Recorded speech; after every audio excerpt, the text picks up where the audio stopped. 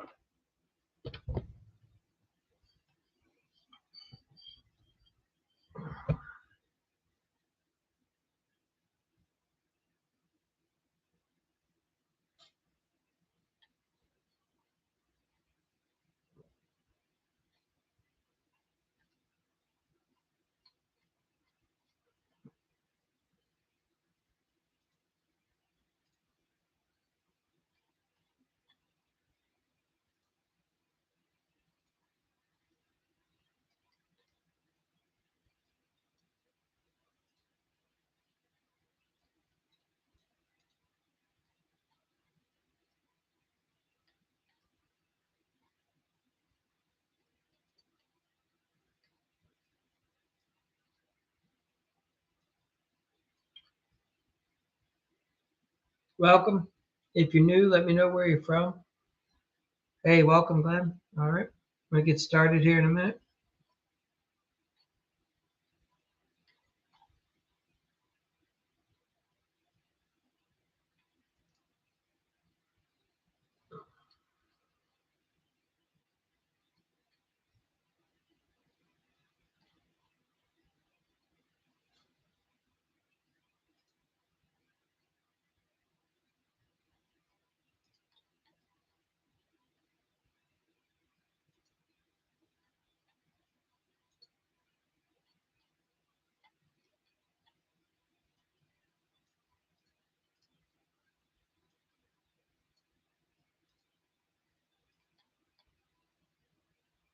Welcome. Yeah, if you're new, we're going to get started in a minute. So,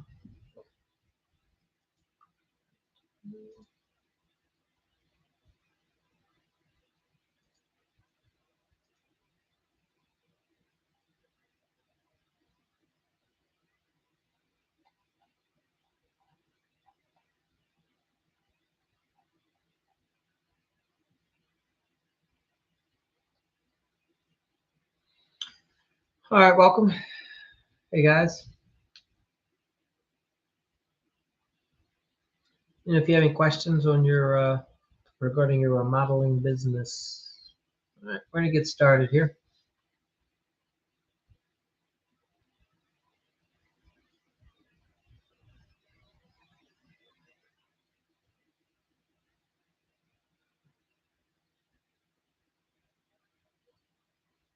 Yeah, welcome. Thank you. Welcome. If you have any remodeling questions, let us know.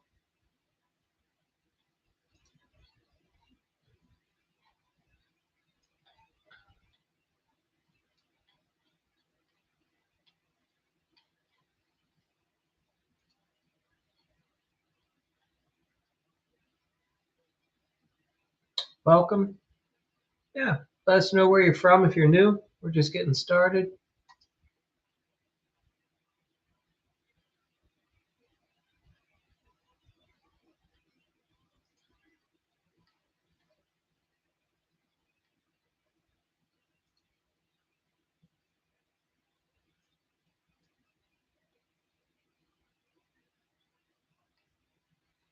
All right, here we go. So, Hammer here, welcome. Let us know where you're from.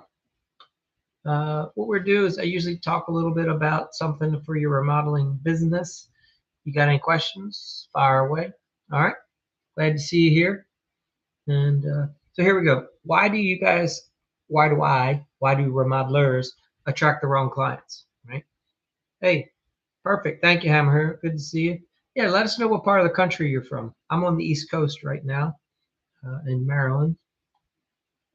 All right. If you join us on the YouTube, I've got some slides, but you're free to ask all the questions you like in here. Right. So here we go. Bob, welcome. Let us know where you're from. So here's what I found over the years that a lot of guys think, oh, I'll just market more. I'm going to advertise. And you just think, let me just throw my ad out to everybody. And then you end up attracting, hey, Jay Allen, welcome. We're gonna talk to you. All right. So Hammer here, you're in the South. Yeah, we've got guys from Texas at times. So uh, the big thing I find is when you're trying to grow your business outside of your referral base, it really helps to be targeted and know who you're going after, right? So for me, after my first year in business, I knew clearly who my ideal client was, right? I knew what customers I loved working for, which ones were I'd rather never see again and don't want to ever work with clients like that.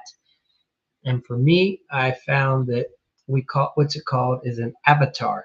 You create the ideal client that if it was possible, you would have 100 of those clients and the same types of jobs over and over again. They're very easy to work with. They're very profitable. They respect you, your process, your time. They let you do your job. They don't tell you how to do your job. So I find that there are customers like that, and it's just a matter of making sure that I attract them. So that's what this process is about. Um, so anyhow, let's get through that. And Jay Allen, we'll hear more about your plumbing story here shortly. I want to hear how those things went today. So a lot of guys get marketing and advertising confused, and it's no wonder because most people don't share with you that there's more to it. And then you end up finding that's why so many guys get frustrated because they're like, well, I spent $5,000 and I didn't get any leads. Yes, because you didn't understand who you were even marketing to. You just can't, you're not Coca-Cola where you just throw out billions of dollars in ads, right? You have to be very targeted. So most guys I find, if you think you're having trouble, it's because you really have a problem with what we call a message. You have to get your message straight, right? If your marketing speaks to everyone, then what they say is it doesn't resonate specifically with anyone. Like for me, when I'm going on here, I'm letting you guys know I want to talk to people in the remodeling world, people that work for homeowners. Okay. I have done commercial work. That is not where my content excels at. All right. Yeah, you can work for some homeowners. I've done some restaurants over the years, some office build outs, but that's not my specialty, my niche. My niche, all this content for me is geared around residential remodeling, working with homeowners. And what I found over the years was I found a specific homeowner that was the best. Mine was aged 45 to 60. It was usually a traditional husband and wife, running a family, raising kids, sending them off to college, right? Saving their money, had lived in their house for over 20 years, had been dreaming of a new kitchen for some time, or been dreaming of getting new siding, new windows, building an addition, rebuilding the deck, adding a sunroom, redoing the basement, building a garage, right? I was trying to deal with that homeowner, not the 25-year-old kid that just watched a couple HGTV TV shows and wants to spitball a bunch of ideas with me and doesn't really have any money. Is going to try to do some of it themselves, wants me to do like the technical hard things, wants to buy all the materials, just wants me to bring my tools. That's not my ideal customer. Now, for you guys, that may be. So you have to figure out who your ideal customer is. All right. So hopefully that's clear. Most remodelers throw out generic ads that says something like, we do kitchens, we're licensed, we're insured, we give free estimates. And that is specifically why most remodelers attract tire kickers. People that ghost them, use them as a price checker, right? They're taking your bid and handing it to the main contractor that they want to hire and saying, hey, I got this other guy. Can you beat that? You don't want to be you don't want to be being used as a price shopper, okay? So that marketing message of yours hasn't clearly defined who you're looking for and the problem that you're solving. So we're going to fix that today. Here's how we do it. The ideal client avatar. It's a clear, detailed profile of your dream customer. That's it, okay? It's the kind of person that you want to work with time and time again in each of neighborhood. You just pick out the neighborhood, you go to there, and you find the best customers. You're cherry picking. That's what a professional does. You don't work with everyone, you work with the best. All right. So we want to write ads that convert. We want to have a design that hits emotionally and triggers the client and goes, yes. And we need to know when to walk away from the wrong client.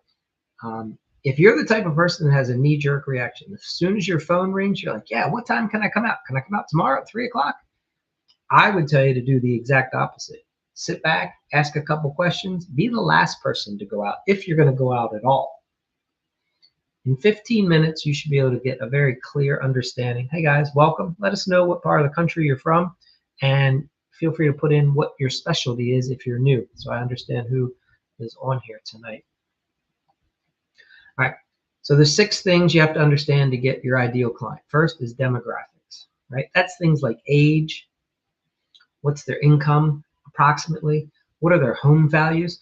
Like in my market, I like to work with people that have $500,000 homes or more, okay?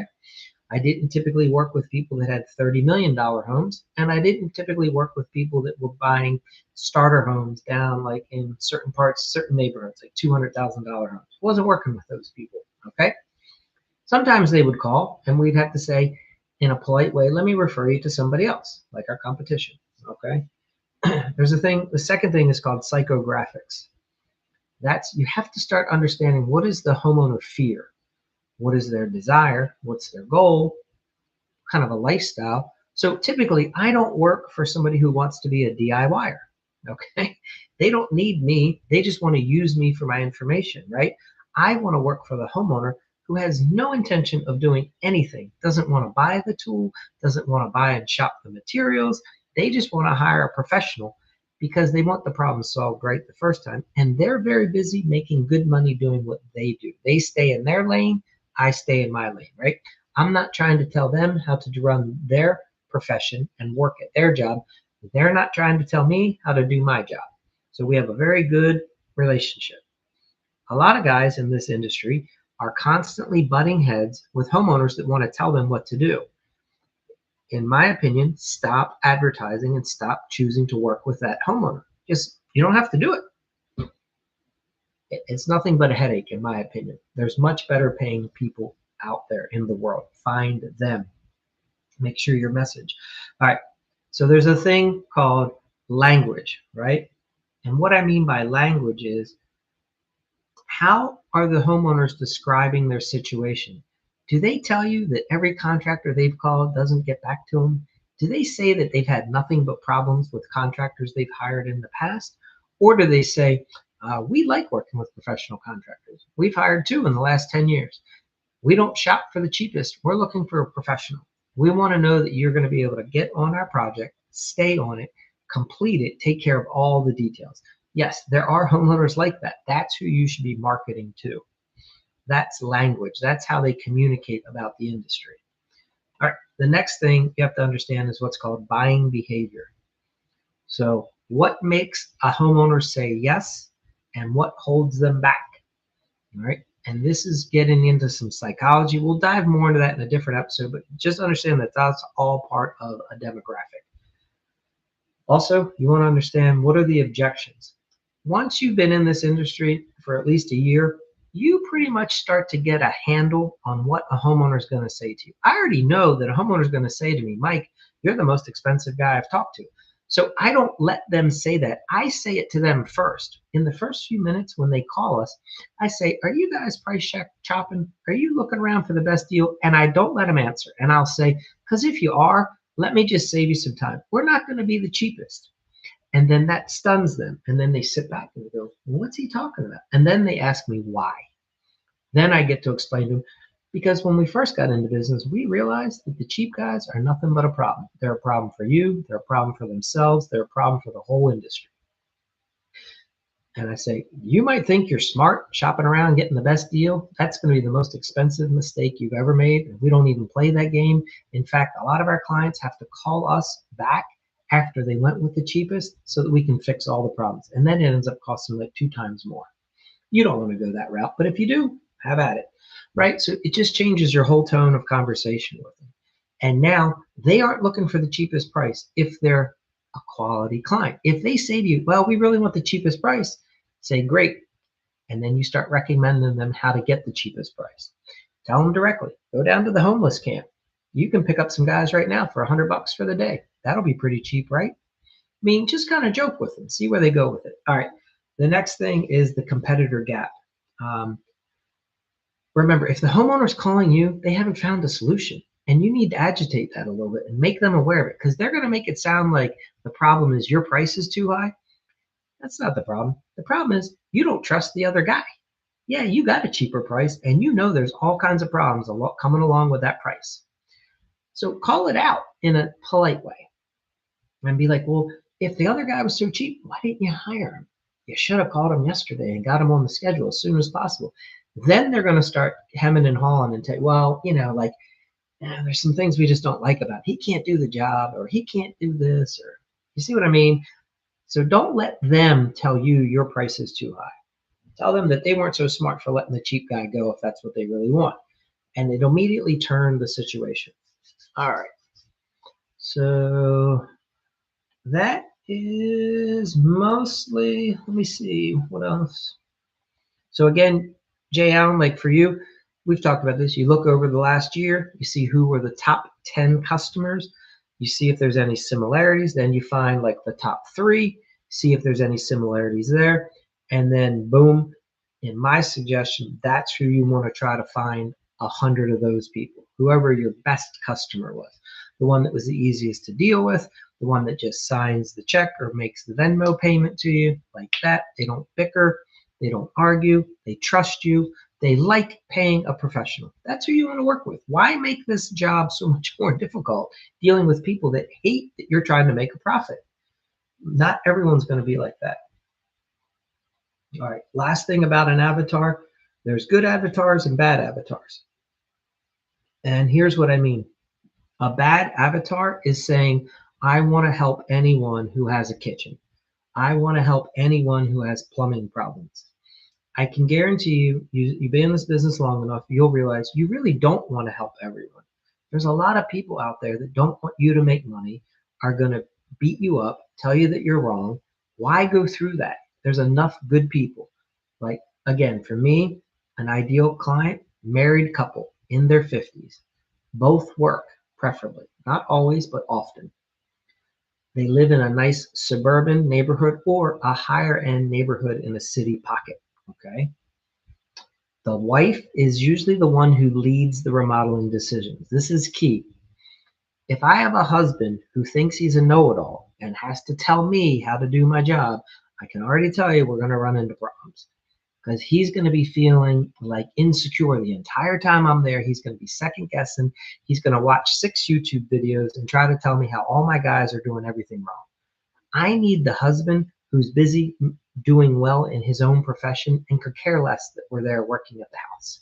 He's not trying to have a pissing match with me. Okay. So you want to work with the wife. That's who should be leading the remodeling decision. The husband is usually just to say yeah and signs the checks or forwards the electronic payment. I also found over the years that our best clients were homeowners that like to entertain. They want to show off their home. They like inviting the extended family for Thanksgiving, for Christmas. They like to throw the big holiday parties. They throw the big parties in the neighborhood. Their kids are in sports events and they bring the teams back, right?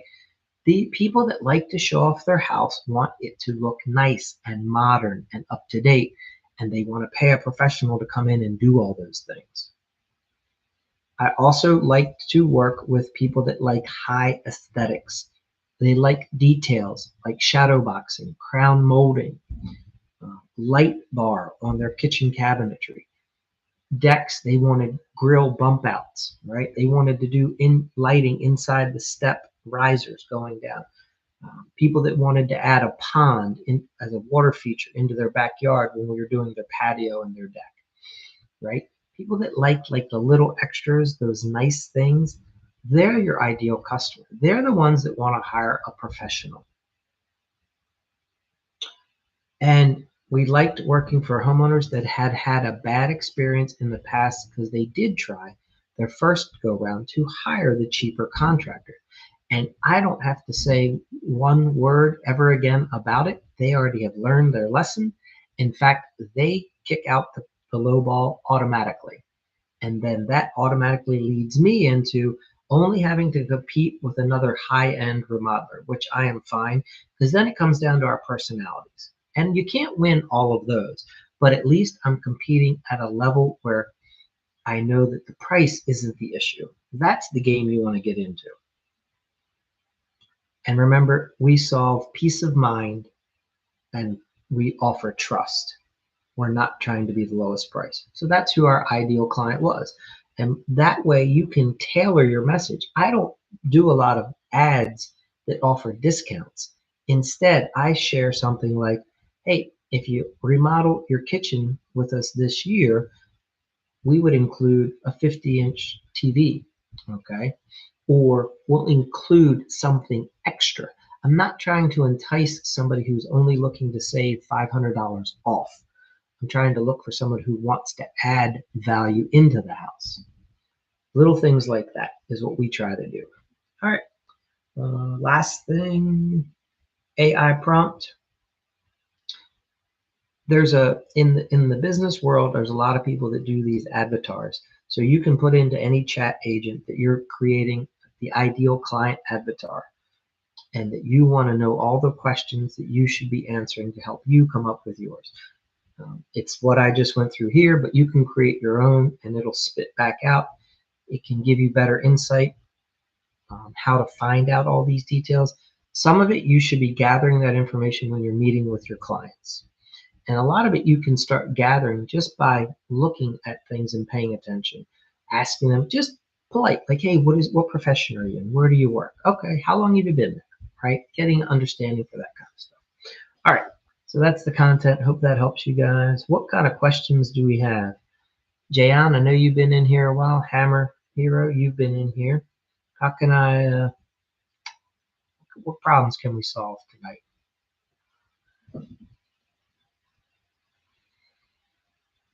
Jay Allen, tell me about that. Did you have the inspection today for your plumbing situation?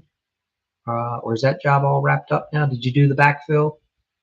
Are you all finished with that?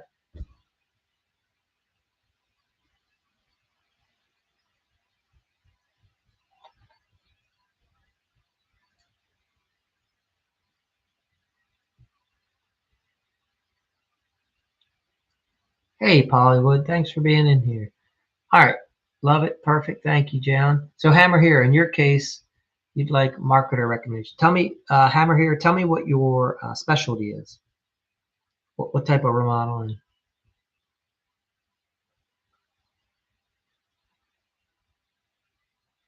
So Hollywood, help me understand. Do you do electrical work? Hollywood, what's your specialty?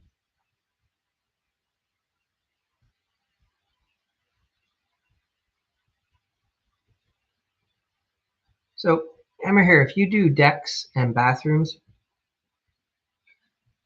here's how I would approach it. What is the most profitable one for you?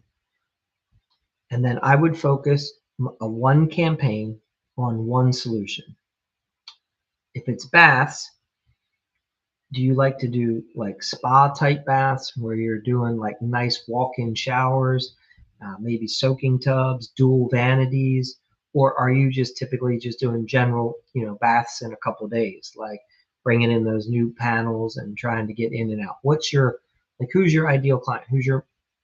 And for decks, if you're going to want to market to decks, then what is your niche?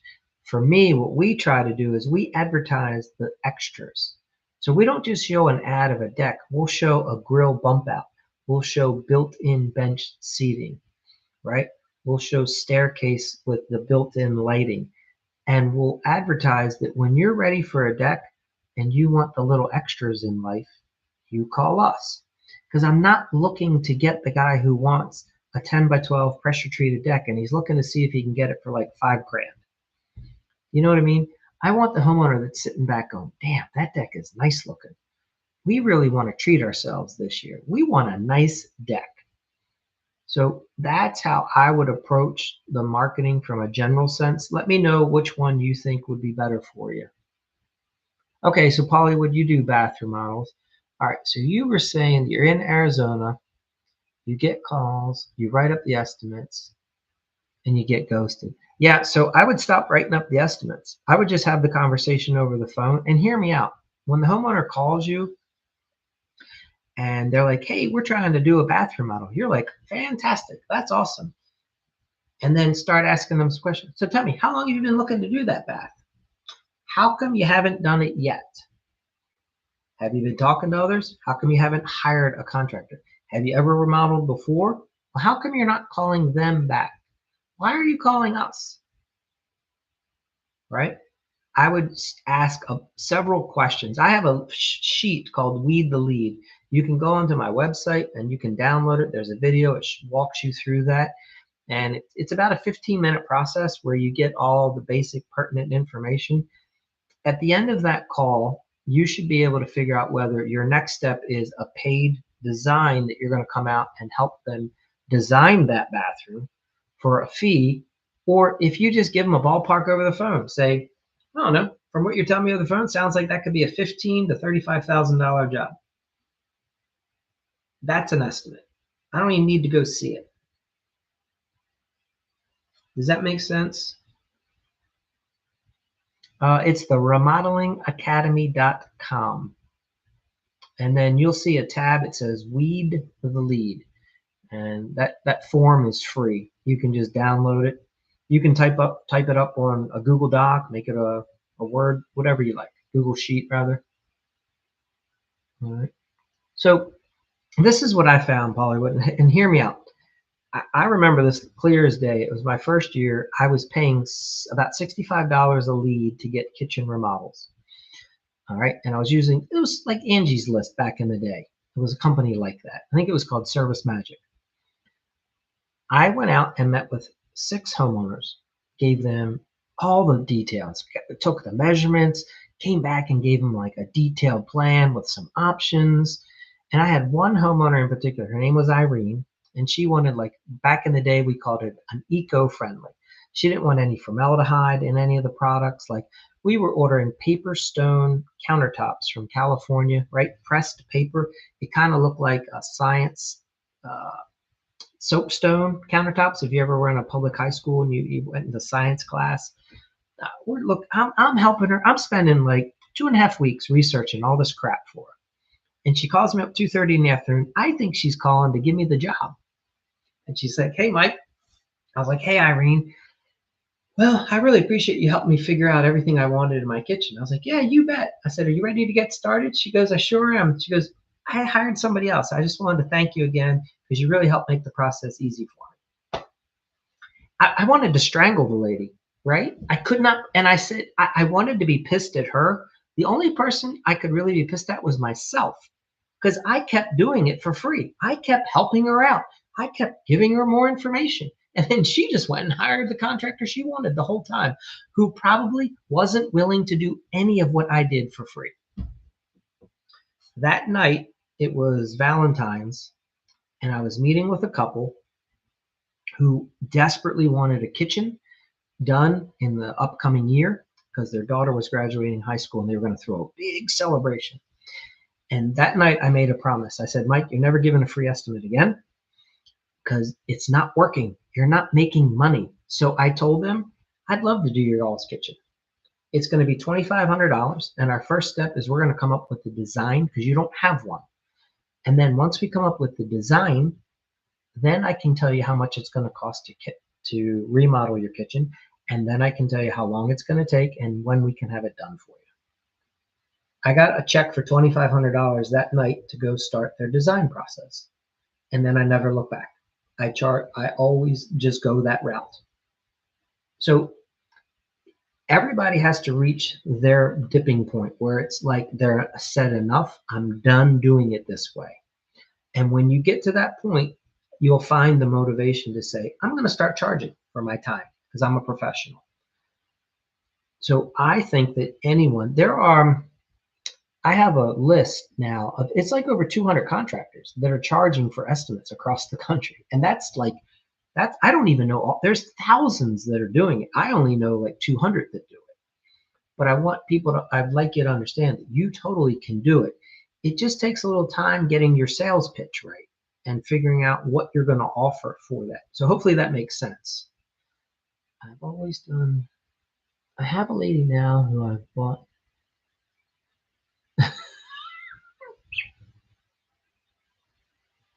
Okay, so you're paying about $600 a lead for a bathroom.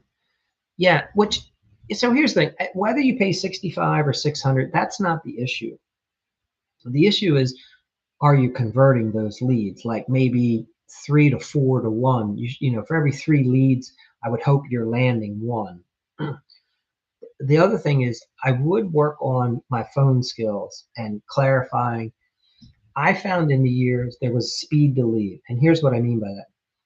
If you're paying for online leads, you have to respond to those people the same day, but you only respond to them with a phone call. Then if you find out that they're shopping you and getting multiple bids, you can decide whether you want to work with that type of person or not. But if you're paying for the lead, I would suggest switching up and telling them that you're not going to be the cheapest and why you're not the cheapest and how you would offer to come out at the end of the process after they've gotten all the other bids, and you'll do a free evaluation. You'll look at everybody else's bid and you'll suggest to them who they should consider hiring, who they shouldn't. And here's what's going to happen. It's going to start triggering some curiosity. And they're going to say, well, how much would it cost if we wanted to get a design from you? Because you'll say, well, see, we don't do all that for free, but I'll give you a free, you have to come up with some way to start communicating with the homeowner that really gets them thinking, like, what is this guy talking about? Like, why is he not want to do a free estimate? Because everybody else does. And then they start recognizing like free estimates are junk. But hopefully you're seeing the approach, and I might not be languaging it properly because I'm just trying to spit it out quickly.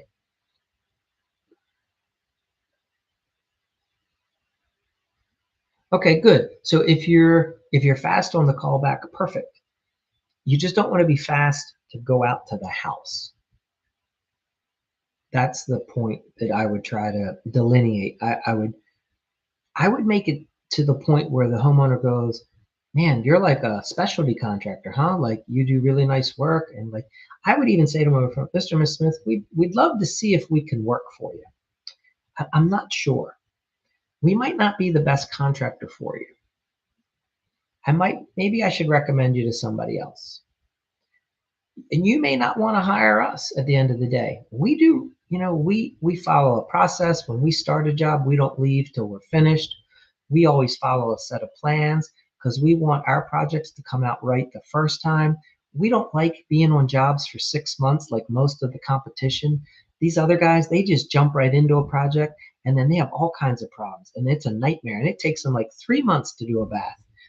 And you may want to hire that guy, and that's perfect. That's not how we do it. We do it much different than these other companies. Rush to the house. I'm going to your website. I'm sick of it. Hollywood, music to my ears, brother. Yeah, it's like today can be the last day you ever do it. Just have faith. It does work. Especially, look, if you're in Arizona, there's a lot of high-end clients. I don't know exactly what part of Arizona you're in. But if you're like, Scottsdale and some other places, you guys have creme de la creme. You have clients that have way more money than I'm typically dealing with. And here's the thing about people with money. They respect other people that have a good process and that saves them time and energy. And they want to pay for a good experience. Don't get me wrong. They don't want to be taken advantage of. Okay. So there comes a point where money is a factor. But first, they want to have a really positive experience. They want to be able to tell their friends, my God, we hired Hollywood. He is amazing. This company, they know their shit. Like, he came out, he gave us a design. We did all of our selections ahead of time. He didn't start the job till he had every material at his warehouse all ready to go. He had overlooked everything to make sure it was ready. That way, when he came in and tore my bathroom out, I got it back in 2 weeks. Done, finished, no delays, no problems. It was amazing. right? That, and you're capable of doing that process. You can do it much better when person's paying you more money, right? You didn't have to discount your price.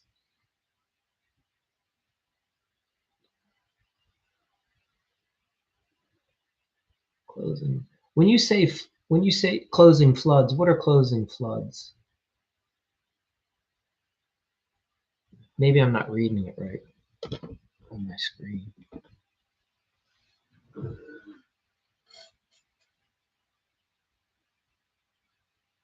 So, Polly, well, this has been my experience. If you follow me on all this, I've talked, and Jay Allen has been for some of this. I've talked a lot about the client's emotional journey. Homeowners love having you come into the house because they love the idea of having their house remodeled, but they want you in and out. No matter how much they like you, they don't want you being in their house for 6 weeks, 6 months, 6 years. You know what I'm trying to say? So if you can help the homeowner understand that you're a professional, you have a really good process, and part of your process is you're super efficient, you're structured, you're organized, you follow a schedule so that you can get in, get out, and the homeowner can return to their normal life as soon as possible. There is real value there. And you should charge more for that because that's an experience that not every contractor can produce. And I would share with homeowners the story about, well, ma'am, you know why most contractors will offer to discount the price? Because they can't do better on quality. They're struggling. This is the best that they can do. So the only thing they can offer you is a cheaper price because they can't offer you a better value, a better product, a quicker turnaround time, fewer problems, fewer headaches. And so that's what we do, right? And when you just have an honest conversation with the homeowner like that, they start saying, yeah, we don't want the cheapest guy. They only wanted to say that because they want to make sure they're not being taken advantage of and that they don't want to overpay, right?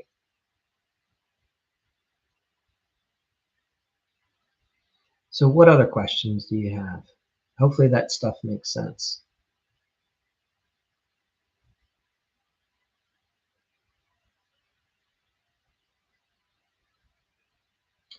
There's a Okay, this will be interesting for you guys. There's a guy down the street from me.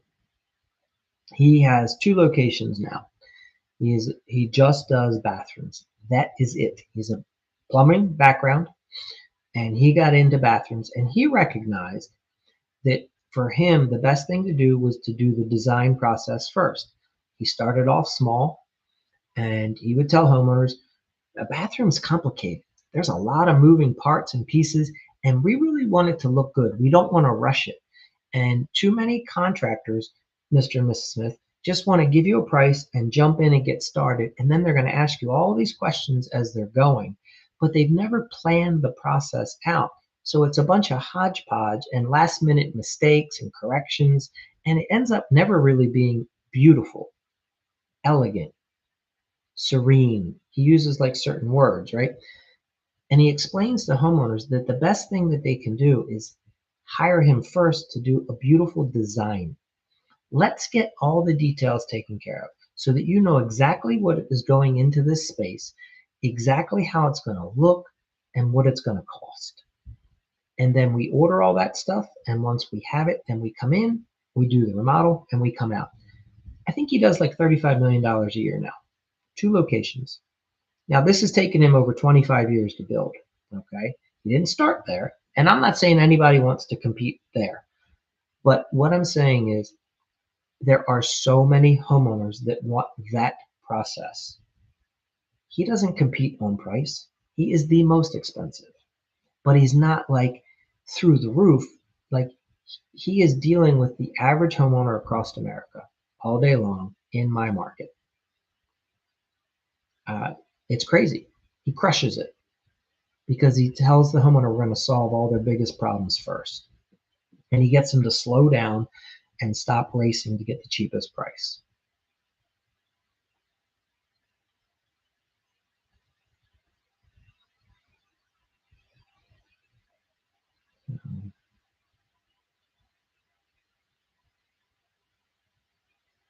Yeah.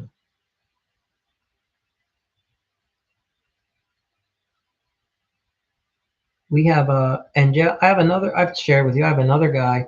He's probably like 5 miles from my house.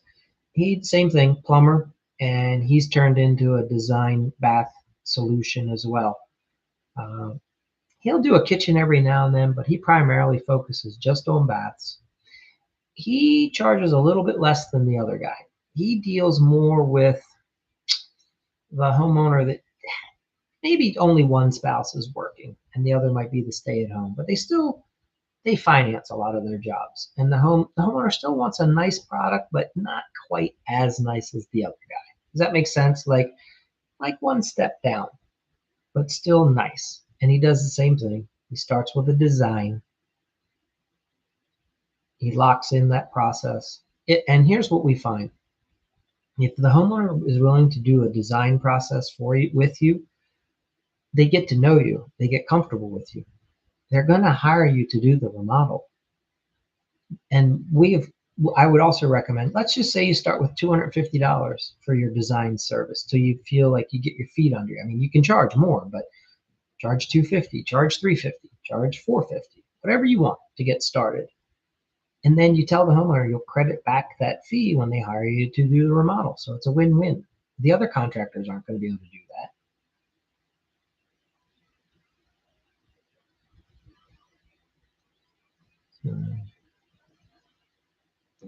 Might have lost. All right, so Hammer here. Let's talk about your decks. What are you? What were your baths? What is it that you want to focus on?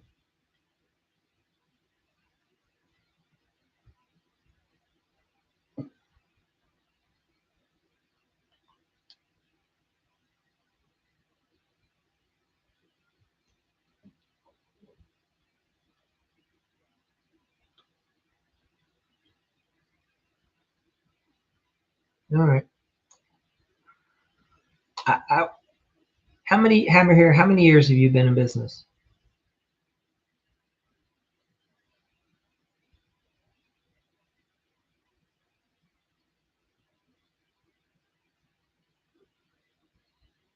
Okay, 4 years in business.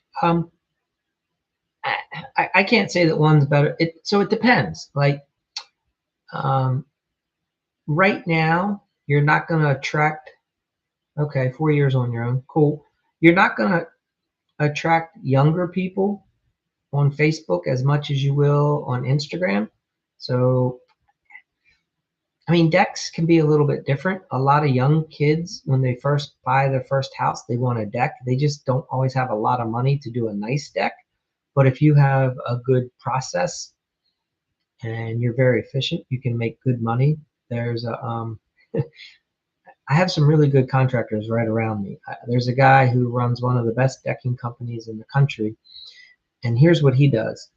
He pre-builds and pre-cuts his decks in his garage warehouse so that when his crews show up on site, they're only there for like a day, maybe two. So what he does is he does the same thing. Look, all these guys, this is where the beauty, the magic is. You sell the design. So like Hammer Hero, you could let people know that you're going to do their deck plans for them. Charge a nominal fee, maybe 250 bucks. Because everybody that needs a deck has to have a set of plans. You have to do something to get the permit, right? So you could offer to do their plans for them. You get paid, and then after the plans are drawn up, then you can do the estimate for them. Most likely they'll hire you to do the work. Now what this guy does is once he has the design and they hire him to do the job, he has all the lumber shipped to his warehouse, and then he has a guy they pre-cut all the lumber. Like if it's a 10 by 12, he already knows how long all the joists need to be. Pre-cuts them. They're all crowned and cut, labeled, ready to go. He cuts the stair landings, cuts all the stair stringers, cuts all the stair treads, and the risers, right? So really, once they get on site, the only thing that they're cutting are the supports, like once they get their footer where they need it, the post, they're cutting that to size because that varies. And I think they cut the handrails on site. That's it. the whole, and obviously some of the finished decking is cut, but this lets him be super efficient, and he can compete in that lower end deck game. So that's one way to look at it if you're going to market to younger people. So Instagram, I think, has a slightly younger audience. If you're trying to market to like people in their 40s and 50s, I would probably stick with Facebook.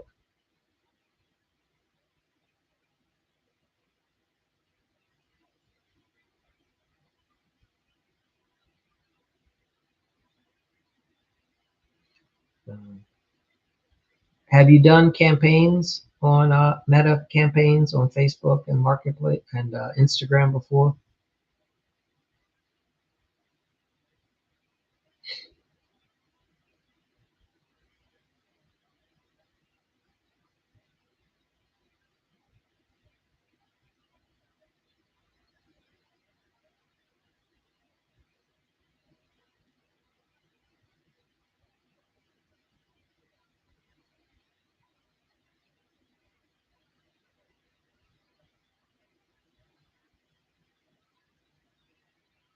Mhm. But anyhow, if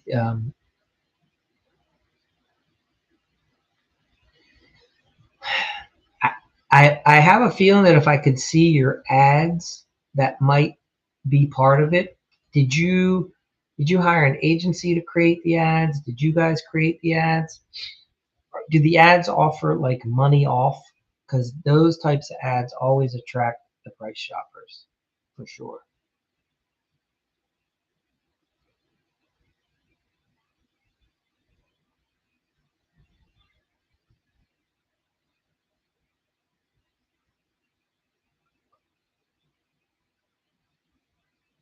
All right, 35K from K. So have you considered, are you, how technical are you? Do you understand lead funnels? Do you guys have a funnel? Do you have a landing page for your website when somebody comes? Because you could put, okay, 50%, that's good. All right, so you understand what you're doing. Yeah. I mean, if everyone's calling you for price, why not just start putting some of the prices out there so they stop calling for that? Just put some ballpark pricing out there. It doesn't have to be that accurate. Just, hey guys, if you, okay, like if you want a 10 by 12 deck, they can be, 15 to 35. Call us for your design, you know.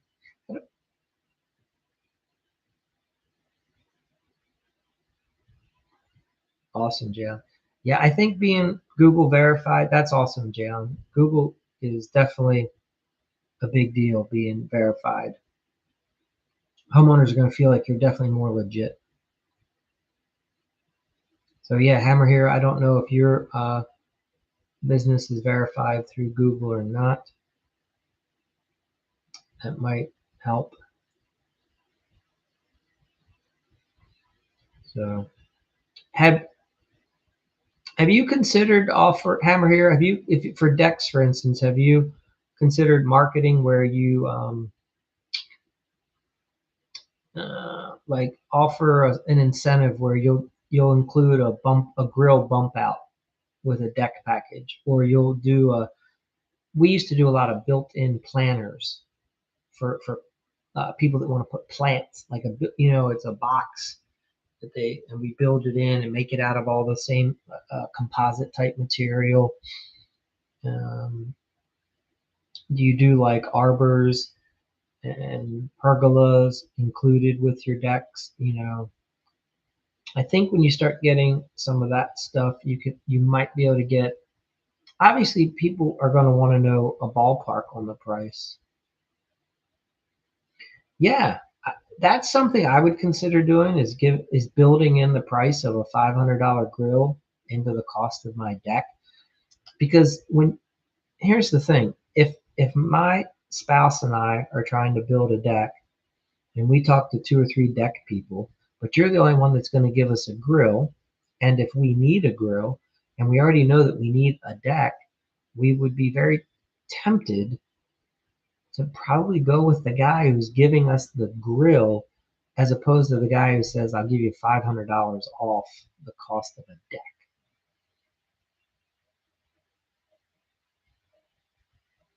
Yeah, like you could offer them a smoker or a grill, and they get to choose, you know, or try. So the way, you know how Facebook works, you can run two different ads. One, you could offer the smoker, one, you could offer a grill. Um, one ad you could offer to do and you should include, not only are you doing the grill, the bump outs I'm talking about, right? So you build your standard 10 by 12 deck, but then you're taking one railing section and basically you're doing some sort of a cantilever a couple feet. That way the deck, if now this doesn't work if you're in, I don't know, you said you're in the South. If you have a lot of row homes, this gets tricky. But if you have single family homes, you can build that bump out so that they can push the grill out and it's not inside the standard size deck. Because I mean today's grills are pretty big. They take up a lot of space. So that bump out is nice.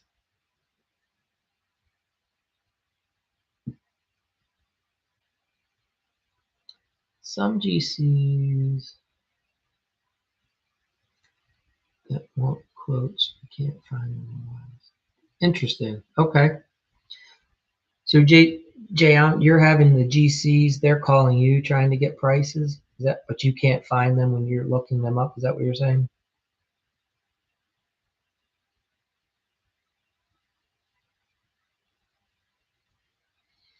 Oh, and Hammer here, I don't know if you get into this, but you know those little inlays that people are doing now where you do two-toned wood, yeah.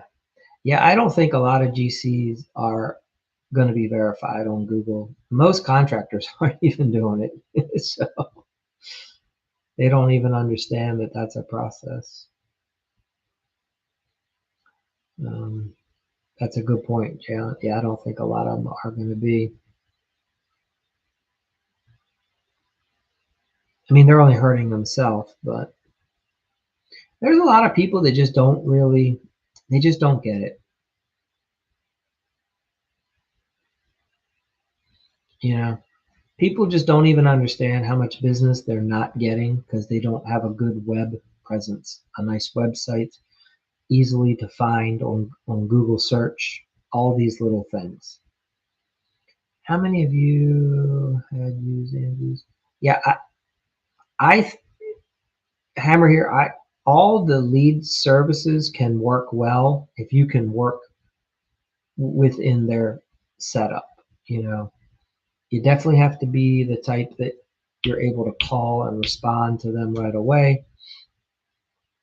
You have to have a good phone presence and be just talk in a way that's a little bit different to get some curiosity. So I've used them and we've landed some really good jobs from there.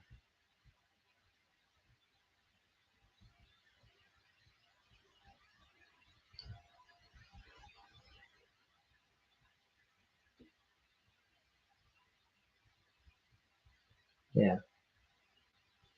So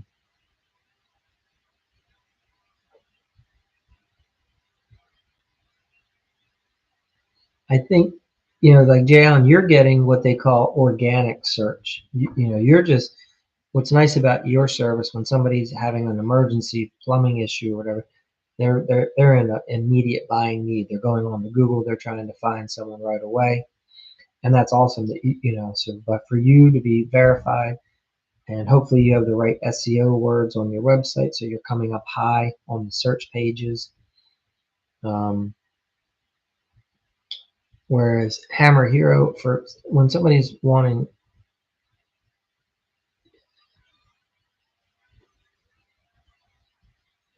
thank you, Jay Allen. Yeah, yeah, like Hammer Hero, for decks and bathrooms, those don't always, they're not always emergencies. People typically they're willing to shop around, and sometimes people they just don't even know who to call when they go online. They're overwhelmed, so they'll go to those lead type services to find out who they're going to hire. And all your goal is to help them understand how all the other guys out there are going to give them a problem and a headache for the most part, and it won't be what they want at the end of the day.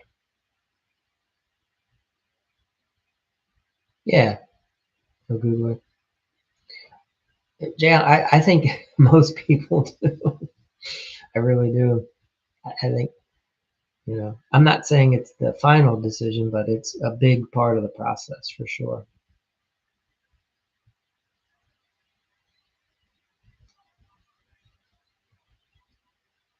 Yeah. So I hammer here, like maybe try, you know, finding a niche within that lead service, that company. I'm thinking bath leads probably cost more than decks, but at the same time, I don't know which one you can do more profitably.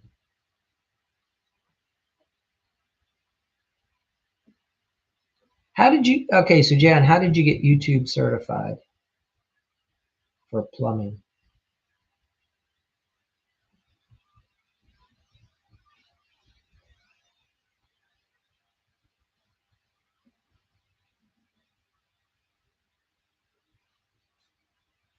Ah, okay, I got you. Fair enough. Good one. You got me. Yeah, yeah. Watching videos. No, no, that makes sense.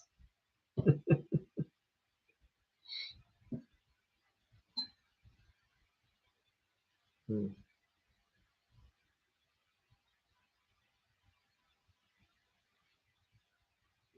so, but yeah,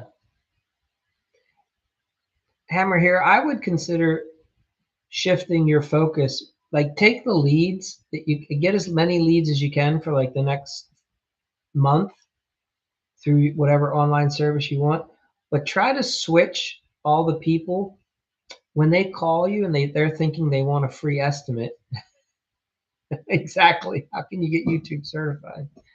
Jay got us. That was a good one. Um, I would consider seeing how many people you can switch over to, have them pay you for the design, you know? Let them know that like if you want to advertise for decks, tell them, yeah, yeah, Jay that was a good one. Yeah, for sure. But hammer here, I would suggest trying to sell deck design. Don't even focus on the free. I mean, throw out a ballpark over the phone, whatever. But tell the homeowner, why don't you just hire us to do the design? And say this to the homeowner. Say, you mean you don't have a design? Well, how's everyone going to give you an estimate? They're all going to be thinking different things. I mean, just because you tell them a 10 by 12 deck, like, what does that mean? Like, are we laying the boards horizontally? Are we putting an inlay? What type of railings are we using? Well, I don't know. We're just doing composite. Well, which brand composite? What style composite? Are we doing 6 by 6 posts? Are we doing 4 by 4s? Are we doing lighting? Say, listen, our best homeowners, they all the most profitable, I'm not profitable, but the most successful projects always start with a good plan. And you might be able to land the lead by selling them or providing them the option of hiring you to come up with the plan. They just pay you 250. You roll out there, you do a quick design of a deck for them, you shoot them back over the plans. They pay you 250 bucks. Let them do what they want with the plans. And then, most likely, if you've built up good rapport, they're going to hire you to then build the deck that you just designed.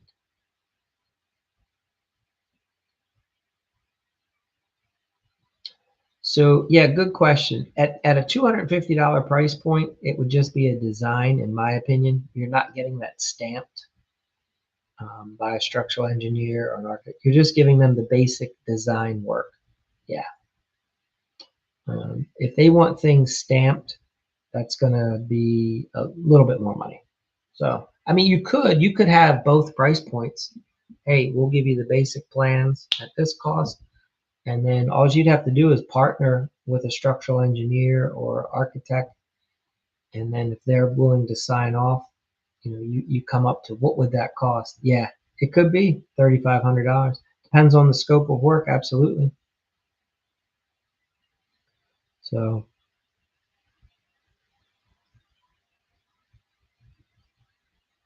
most of your clients, okay, most of your clients already had. Yeah, so maybe consider seeing if you can shift the perspective to doing something a little bit different. Have you thought about, doing these bump outs? Have you thought about doing a two-tiered, a multi-level? I don't know, changing the stair location. There's an angle here. You have to be a little creative in how you find that angle with your clients. And if these people have decks that are like 20 years old, you know, maybe there's a better way, a better design. Maybe the new homeowner wants to incorporate something else. Yeah, ask them like, are you guys considering a landscape plan? Are you going to change the landscaping when we change the deck? I don't know. I would ask some questions. Maybe that's your in. You could come in and you offer to help them come up with a landscape plan. If you're good with shrubbery and you know what rhododendrons are and azaleas, you can start guiding them on something else that the other contractors can't do. Hey, Justin, welcome. Goat. Uh-oh, big news. Goat, what do you got? Did you land a big one? Did you land that bathroom finally?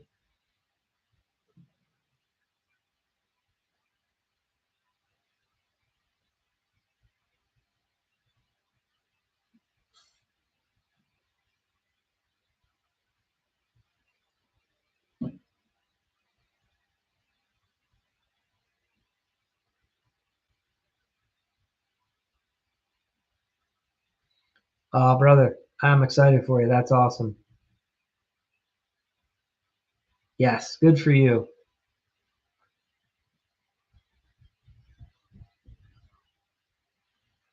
All right, so now the trick is to make sure you're good job, man. You deserve that. I know you've been working hard to try to get those leads. Yeah. Nah, brother, you did all the work. You know how many people will pop in to one of these and we'll talk about something and they do nothing. I mean nothing. Justin, you go out and you do the work. Like, and you get the results, man. So like pat yourself on the back. You deserve all the credit, man. This is just your beginning.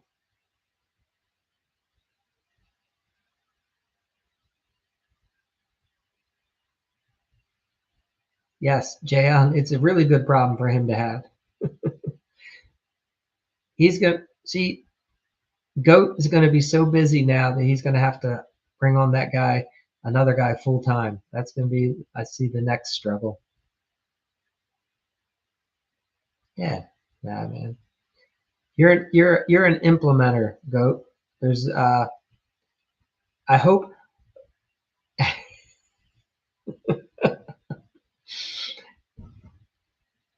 hear this. This business, you're learning firsthand that you just have to persevere and you will do really well in this business. The first year is rough. I take Please hear me. It's hard.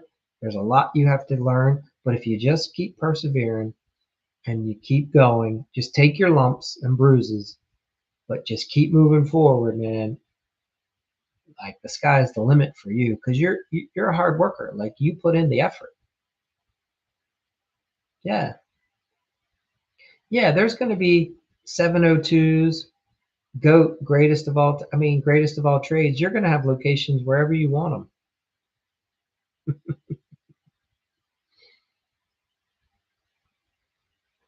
Corporate. Yeah. So,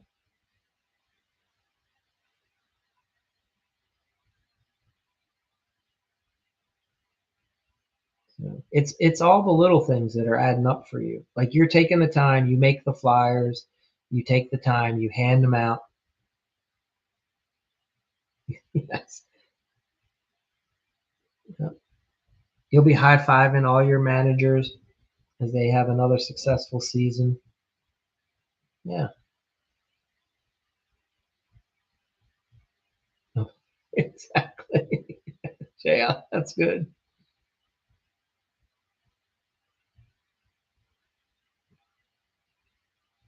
Hmm. Yeah. So good. So go make sure you're still, yeah, keep answering the phones, keep booking the projects, and now just knock them out, man. Do these jobs as fast as you can and just start stacking that cash. Put as much money, build up a little bit of a war chest so you can figure out your next couple moves. Yeah.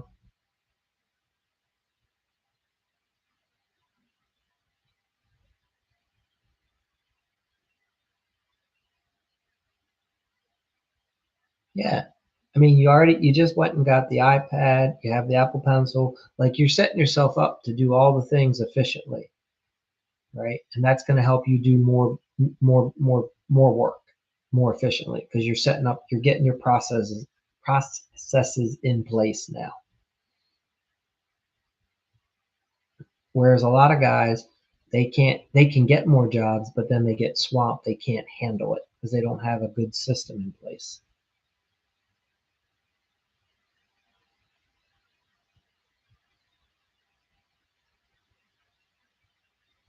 There you go. Yeah. Awesome. Just write that list, start writing your goals on a piece of paper and just start crossing them off one at a time as you start achieving them.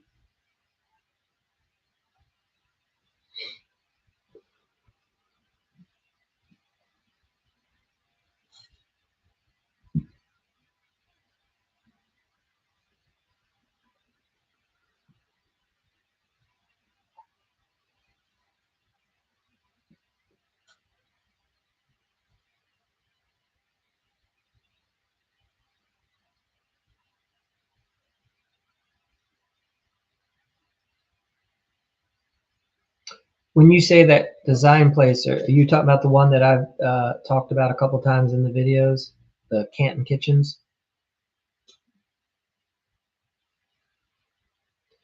Yeah, if you listen, 100%. If you fly out here to the East Coast, you let me know and I'll set you up. I'll introduce you to the owner. I'll introduce you to the designers. 100%. They got two locations. One's right up really close to the Pennsylvania line. They deal with a lot of contractors in that area.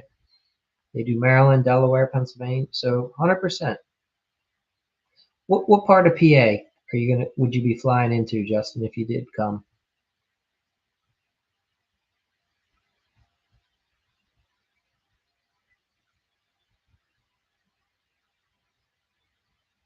You fly into Cleveland. Oh, so what are the, what part of, yeah, but what part of, is there a Cleveland, Pennsylvania? You mean Cleveland?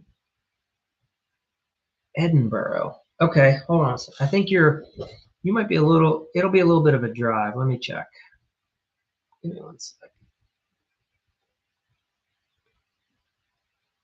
Yeah, Ohio.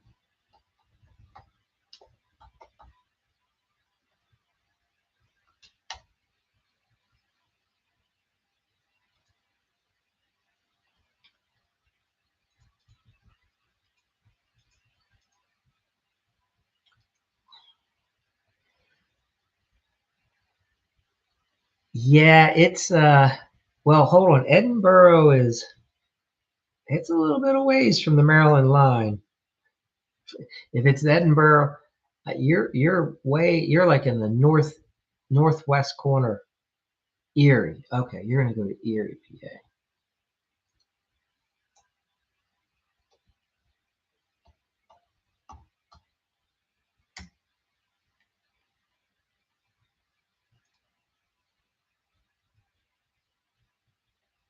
Yeah. Wow. So you'll be well. Here's the thing. You'll be a little bit away from where we're located, but yeah, if you want to come, if you're gonna come out to the East Coast and you want to come down, I'll set it up for you. I'll introduce you to them. You'll meet the owner, the designers. You can see their process. They're, yeah, they have a real good system. Um, so that's awesome. I hope that works out for you. At least you'll get to see your family. So definitely do that. Yeah. Well, that's really cool. Absolutely.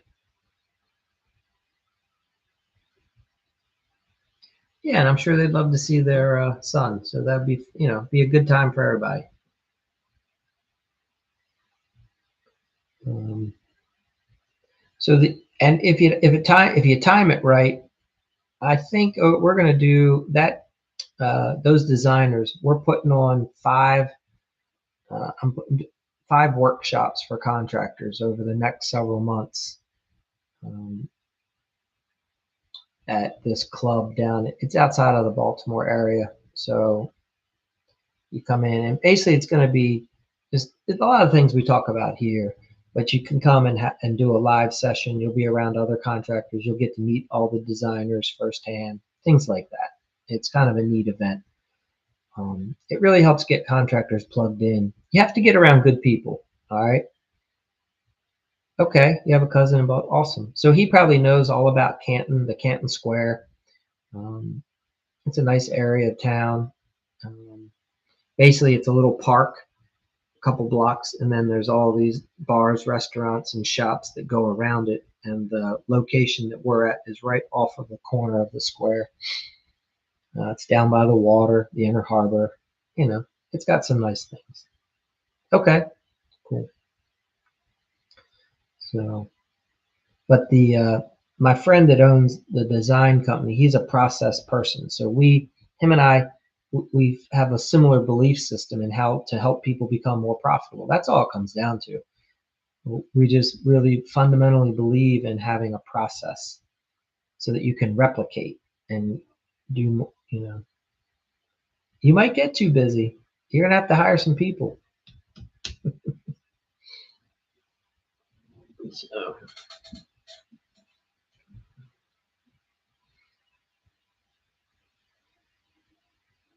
yeah, thanks. Yeah, it's a good program that we have set up. It's free for any contractor in the area. They get to come get the training.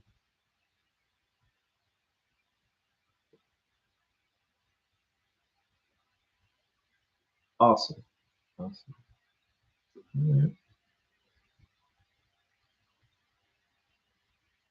fantastic. There you go. So yes, yeah, Jan, get them thinking long term now. Six exactly. Yeah. Oh, that's awesome, brother. This is just this. You got so many more that are going to come through. So and look, keep doing all the little things, right? Like you're lining these jobs up. You're going to keep handing out more door hangers. Every time you land the next job, you're going to put some more door hangers out in that neighborhood, right? And then some more in that neighborhood. Introduce yourself to more people, do some more networking, and just keep growing.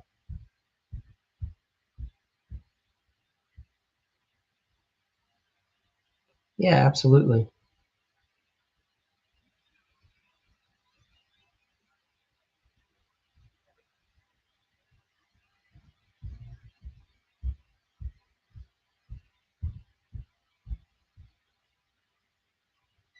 So now we got to get your next campaign together, Goat. If you got to figure out what type of jobs you want to start landing for 2026. Awesome. All right. Look at you, man. You are not wasting any time. That's awesome.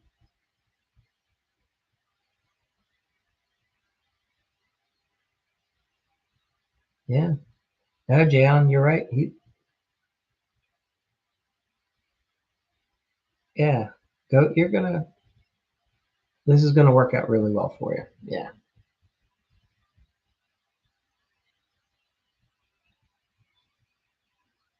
Yeah. Once you get that referral reward program set up, right? And you start explaining to homeowners that it's not a referral. You're going to want to recommend us. You're going to want all of your friends to hire us so they have the amazing experience like you had, right? And then each client will just build, and then they'll send you a few more, and then that builds. And yeah, it's like building a snowball, and you start rolling it down the hill. Every revolution, it just starts growing and growing and growing. And we got to make sure you have a CRM so that you can be tracking all this, because you're going to start doing like a newsletter.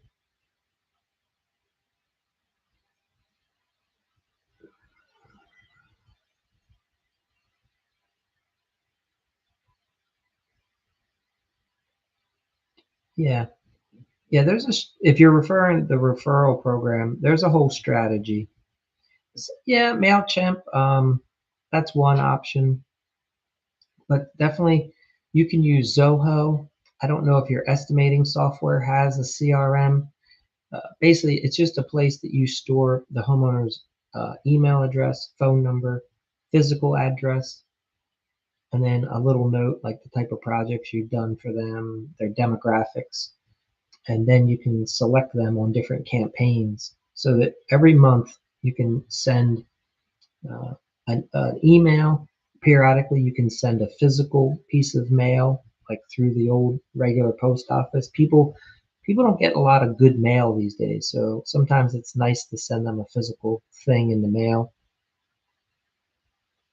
Yeah, yeah, QuickBook. You use QuickBooks. I don't know if QuickBooks is would be considered with a CRM or not. That might be a feature, might be something extra. I'm not certain at the moment. Hammer Hero, thanks for being here. Yeah, man. We'll look forward to having you on the next one.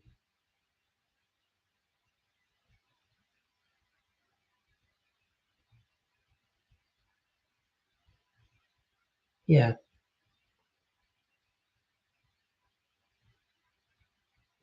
yep. Yeah, because what's going to happen now that you're getting all these customers, we have to help you build a database so we can get you to get a couple hundred clients in your database. And that'll help you with building up that referral engine down the road. So for now, just put them on a spreadsheet. If nothing else, just get name, phone number, physical address, email address. There you go. That works. And then you can just see if you can find someone to just enter all that data into like a spreadsheet for you.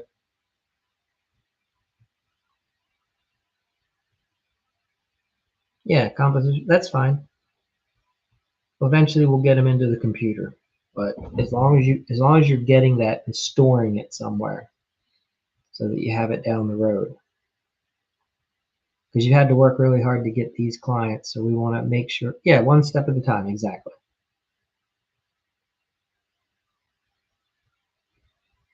But these clients that you're getting today are the key to your future as well. So, and you keep killing it like you're killing it with your Google reviews. I see that you're getting a lot of or Facebook reviews. The other day you showed a bunch of the clients that have been giving you good reviews. Oh, awesome. All right, thank you. Google. All right. And Jay Allen, I'm pretty sure are you doing that as well? Are you asking all the clients to write a review, a positive review for you? I'm pretty sure you're doing that. Yeah. Awesome. All of that stuff adds up over time for sure.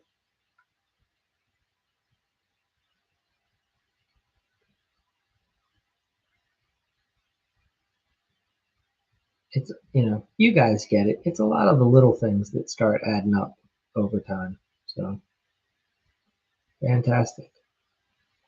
All right. Well, I appreciate you guys have anything else? Any other questions? Let's see. Did all the ones that do make it seem worth it? Yeah.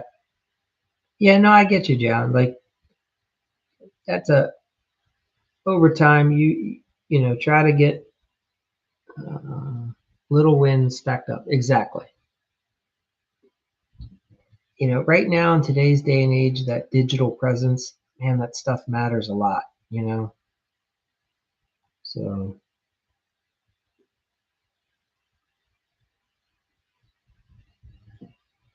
yeah, definitely. John, you just do what you can to get as many of them as you can. Maybe you offer them a few dollars. I know Google says like don't offer incentives, but sometimes you have to. I mean, that's the reality. That's how people are getting these Google reviews. A lot of them are offering some sort of an incentive. Maybe you give them like a $5 gift card to Starbucks. You carry it in your pocket and you say, Mr. and Miss Smith, could I buy you a cup of coffee? Would you mind writing me a review? And then you just give them the gift card for a cup of coffee, you know, if they'll write the review right there while you're with them. As you're,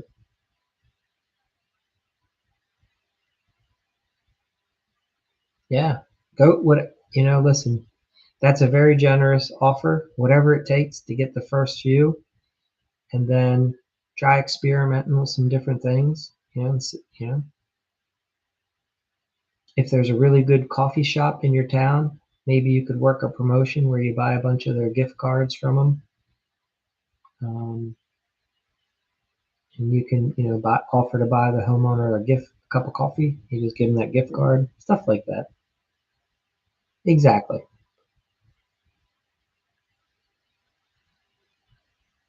It should get to the point where it's almost as automatic as you just getting up and putting the key in the truck to drive.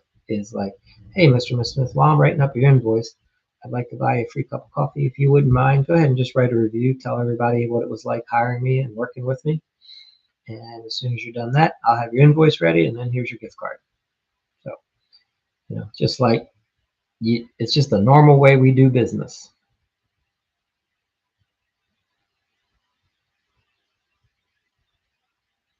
So,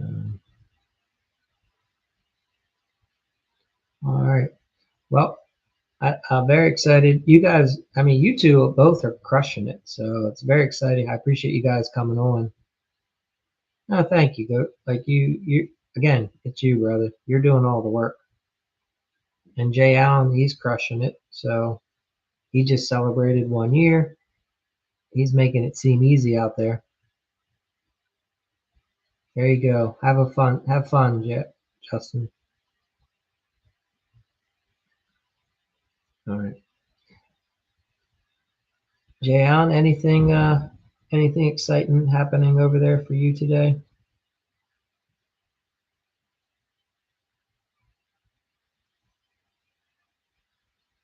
Yeah, absolutely. Absolutely, go. We'll do that.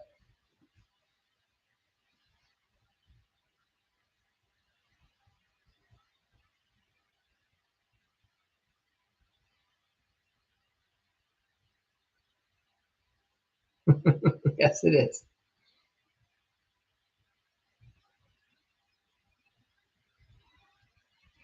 Cleaning out the drain lines on a two-bath house. Interesting. So what, you were just snaking them?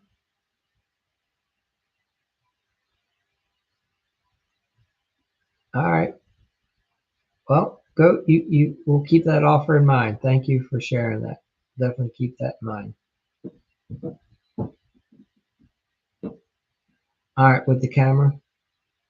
Take care, goat. Hmm. You find. Let me ask you, Jen. Are you finding that a lot of people are using those quote unquote flushable wipes that aren't flushable? Is that what's backing up a lot of people's systems right now?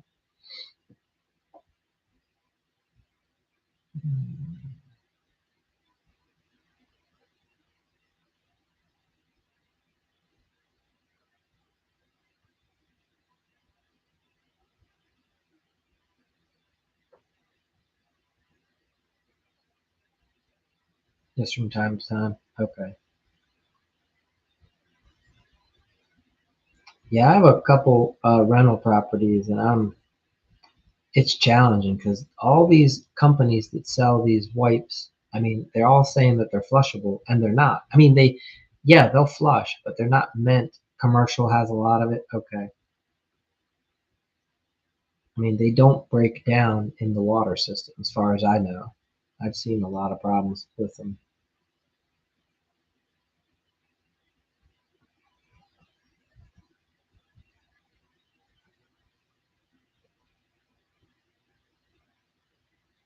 Yeah, apartments and oils. It's the same thing with paper towels. I mean, paper towels don't break down when they get wet. You can throw them through the washing machine and they'll dry and come back out. And yeah, and that's what ends up clogging up all those toilets. It's a nightmare.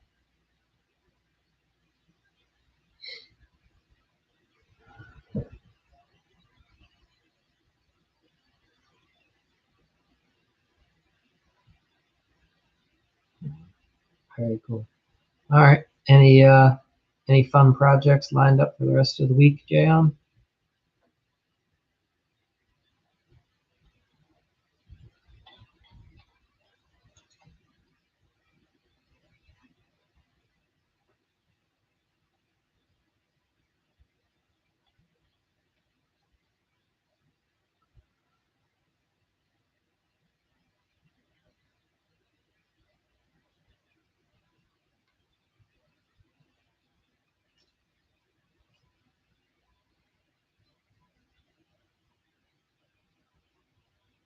Okay. Water heaters. Are you guys doing like an apartment place? When you say water heaters plural.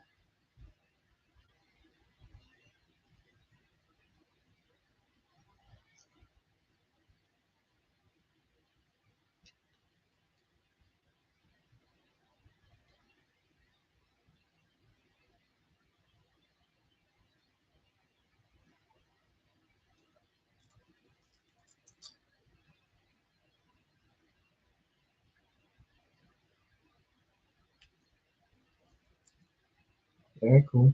All right. Well, have a good day tomorrow, Jam. Keep you out there crushing it. We'll be back next day. Where's my notes?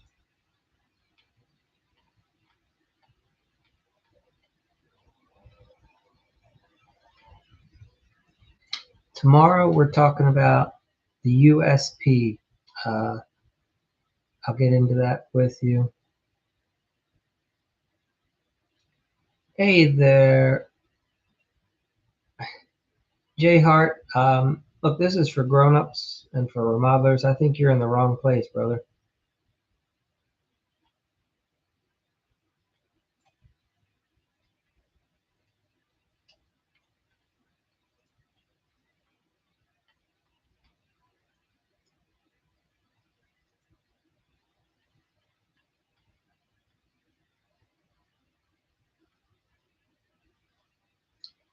Yeah, you're just a child. Your parents probably don't even know you're online right now. All right. See you later, brother. Uh, yeah, so every now and Jay Allen, we get a little kid, immature kid that jumps on there. Just have to block the account. All right. Give me a second. Let's look at what we have for tomorrow.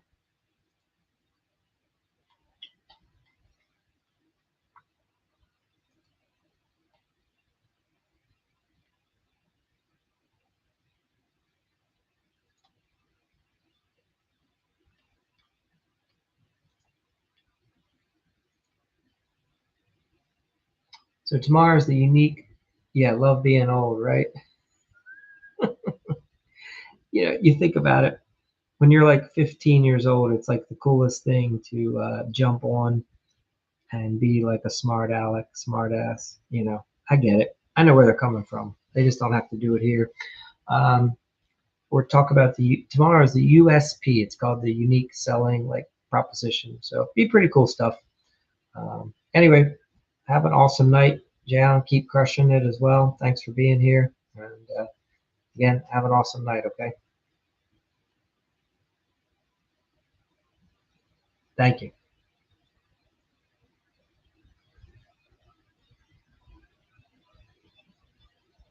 Most remodelers would rather fail on their face than ask for help. I know this because I almost did myself. My first year, I didn't do a million. I wanted to. I saw guys do 5, 10, 15 million a year, polished brands, steady leads, crews that showed up every day. I reached out to several groups and said, hey, I want to in. I want to learn. They said, oh, look at you. You're just new. You don't have 10 years of business. You can't join this club. Come back when you're making more money. Translation, you keep losing and you let us big guys keep winning. Yeah. Only thing is, I wasn't gonna quit. I kept reaching out. I found one guy, coach, strategist, he's based out of California. He told me, I don't know if you're ready, but you seem hungry. I'll let you in. And that second year, I learned what it takes most guys 10 years to figure out. Here's the part that stings for modelers the most. Many would rather keep getting embarrassed in public by bad job, bad clients, and bad reviews, all of which lead to no profit, rather than admit they might need a little bit of help. I get it. You got your pride. So do I. And I made a promise back then that I was going to build a process to help anyone so that they don't have to wait 10 years to succeed in an industry that's not that hard when you know the right moves. Look, I get it. You got pride, so do I. That's why I built a system where you don't have to stand up in front of some astronaut. You can silently upgrade on your own terms. I made a promise. If I ever cracked the code, I was going to leave the door wide open for the guy who was told to come back later. That door's open now, fellas. You comment Rebel and you DM me if you're ready to stop guessing and want to start getting paid. No more hoping, no more hiding, just the tools they wouldn't give you until now. Most remodelers would rather fail on the face than ask for help. I know this because I almost did myself. My first year, I didn't do a million. I wanted to. I saw guys do 5, 10, 15 million a year, polished brands, steady leads, crews that showed up every day. I reached out to several groups and said, hey, I want to in. I want to learn. They said,